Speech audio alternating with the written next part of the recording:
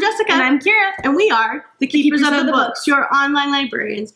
And we are here with a special episode for the Biannual Bibliothon. This is an episode for the Summer Biannual Bibliothon, and it is our TBRs.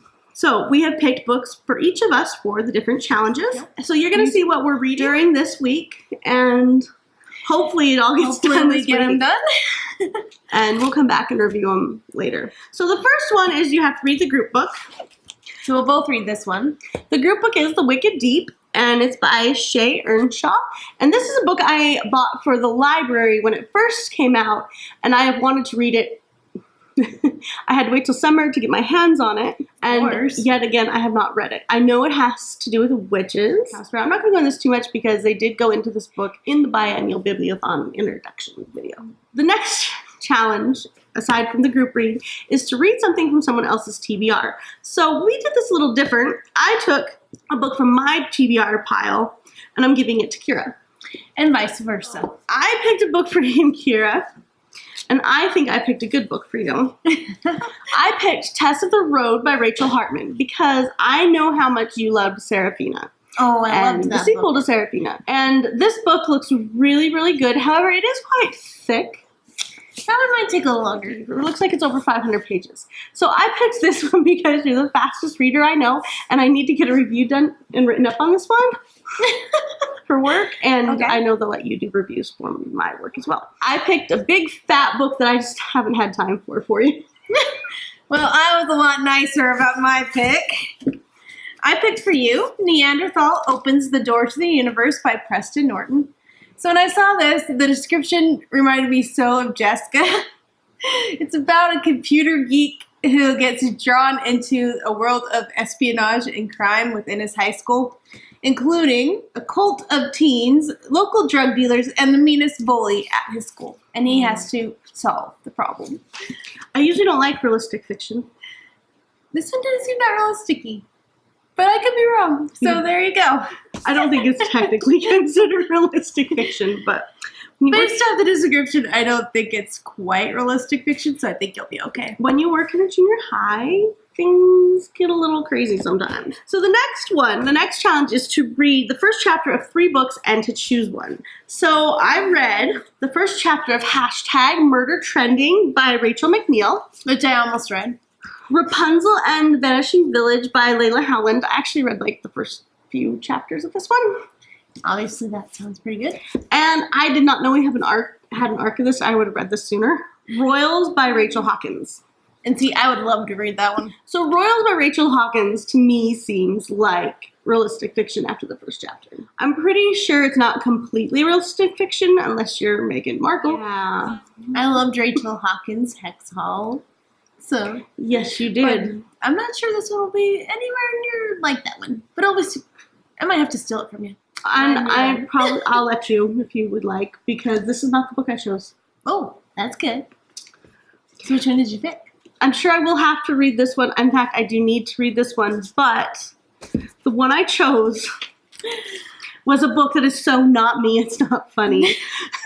I do not like scary books. I do like murder mysteries, like the Pendergast files and those kind of things. This one is so different than this. Is #Murder Trending. The first chapter, it turns out that people who've been convicted of crimes can be put onto this reality show because the president was in a reality show and he gets elected. As the judge gives their sentence, they are sent to this place where legal government-sponsored serial killers murder them on live TV, and the point is to get the most views on your video. I don't know if it's live TV or it's like YouTube type of thing. So kill, post, repeat. Now, this first chapter is so cool. She knows she's been dressed up like Cinderella, and the person, that means she knows who has been picked to murder her, is Prince Slicer. So Prince Slicer's dressed up as the prince, and he's coming to kill her. And the only weapon she can find is the mirror. And nobody has ever killed the person who's supposed to kill them before. Even like the MMA fighters and stuff haven't managed. And then she hits him over the head, and guess who wins? So that's how it opens. So for me, this is kind of like Hunger Games, but like more gruesome. Sounds like it. Anyways, that's my pick. I read The Mortification of Fovea Munson Autonomous by Andy Marino. Oh, that's supposed to be good. And Endling by Katherine Applegate. That's one and only Ivan. These are all three that I really wanted to read, so it's kind of a hard decision, I'll admit. But it came down to the first line of the book after I read the first chapter. What's the first sentence? So, Endling, the first sentence is, long before I heard the word, I was used to being last. So, Autonomous, the first line is, she was 27 feet away, fleeing down the dark road, unbalanced by the weight of her rifle. And then, Mortification of Fovea Munson. You're going to have to guess which one you think I picked. Dead bodies are the worst. You picked that one. Yep.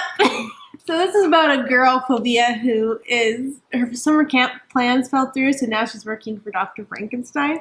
So it'll be interesting to see where the author takes this. That might be funny. Well, at first glance, I almost didn't pick this up because the text triggered my dyslexia, but then I read it, and I'm like, okay. So I figure it might be a little bit of a challenge, and it'll be fun. Like, why does that font bother you? So a lot of the words on it the letters aren't quite normal. Like the G's look like...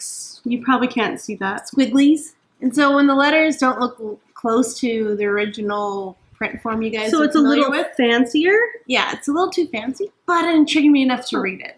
It is set in 13-point Adobe Davangry font spring bad neighborhood. That actually is on my list of fonts that aren't good. Oh well, I'll read it anyways. All right, so the next one is to read a book that's been on your TBR shelf for over a year. I did worse than that. This particular book has been on my TBR shelf for probably over a decade. I actually think I bought this when I was working at my last career. And in fact, I know I did because I'm pretty sure I bought it at Borders. You went through a Charlene Harris phase. I did. I went through a Charlene Harris phase. But with my new job, things got really crazy and I had to read a lot of books that were more for work. So between going back to school and all the additional credits, past grad school, more than 70 more credits, national board certification, and everything else, things kind of fell by the wayside. Charlene Harris, it is Shakespeare's landlord. Yeah, she did the Sookie Stackhouse novels, which I loved the Sookie Stackhouse novels. They were comedic. Anyways, so this is just a quick little mystery, and I should probably read it before the pages turn yellow.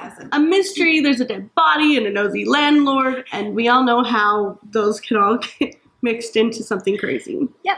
So mine has been on my TBR for about a year and a half because I can never get a copy of the book. It's called Goodnight Stories for Rebel Girls. And as you can see, I don't have a copy of the book. But we have an audiobook copy. We did just get a review copy of the audio for the first one and now the second one. So I'm going to attempt to get the book and read along with the audio. You can double up and a book can count for 2 challenges. This next one is a book that you think you'll be giving 5 stars to. So Kira, which book do you think you'll be giving 5 stars to?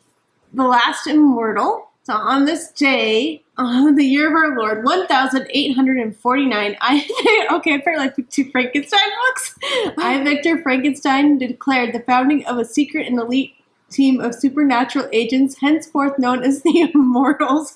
Whoever shall sign this document will thereby swear allegiance to our great cause and bind to us his or her unbreakable fellowship. I guess I went on a Frankenstein kick and didn't realize it. Kind of a dark theme here, Kira. We've got drug lords, witches, murders. Wait till you've seen my next couple. This one is by Alex Marlowe. This is also one I bought.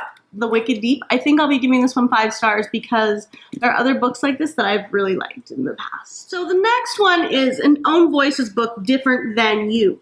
So it can't be someone like you, but the author and the character have to be something. They either have to be gay or transgender or a different race or deaf or autistic, but you can't be that thing. And so therefore all books with Hispanic characters are out. You can't really pick Italian either. So mine is one, this is going to count for my next 2 things. This is Snowflower and the Secret Fan by Lisa C. Lisa C is Asian, but the Organization of Chinese American Women named her the 2001 National Woman of the Year. Okay, and this book, Snowflower and the Secret Fan, is about 19th century China. In a remote Hunan county, a girl named Lily at 7 is paired with a Lao Tong, an old same, in an emotional match that will last a lifetime. I don't necessarily know that I will be pronouncing everything correctly. But I absolutely loved, and one of my favorite books of the year was T-Girl of Hummingbird Lane. Yep, and that's Lisa C. This is my own voices book, and the last challenge is the last book that you bought. You have to read that one, and this is actually the last book that I bought. Kira, do your own voices book and the last book you bought. I already did the last book I bought, The Last Immortal. The Last Immortal. Okay, So my own voice one, I struggled with a bit, because as I was looking, I realized I've read way too many of them that everybody recommends. So I was kind of limited. I kind of settled on 2, and it will depend on how far I get in the week and which one reads faster. The first one is The Stars Beneath Our Feet. This is by David Barclay Moore. The beginning intrigued me because it says, it all started with 2 garbage bags full of Legos. A makerspace! So somebody gives this main character 2 garbage bags set of Legos that they're getting rid of, and it changes his life, supposedly, according to the description. So we'll see. Written in the Stars by Aisha Saeed. This one, Nyla, has 2 immigrant parents, and she's destined to have an arranged marriage. And she's not sure she wants to be in an arranged marriage.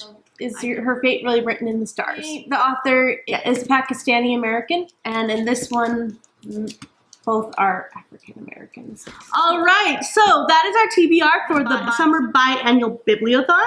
Please be sure to like, comment, and subscribe. When you subscribe, please hit the bell notification so you will actually get the notifications, because if you don't, you only get them when YouTube feels like it once in a while. In the comments, please put what your TBR book is, or if you want to read any of these that even sound interesting to you. I know we just talked very briefly about them, but until next time, happy reading.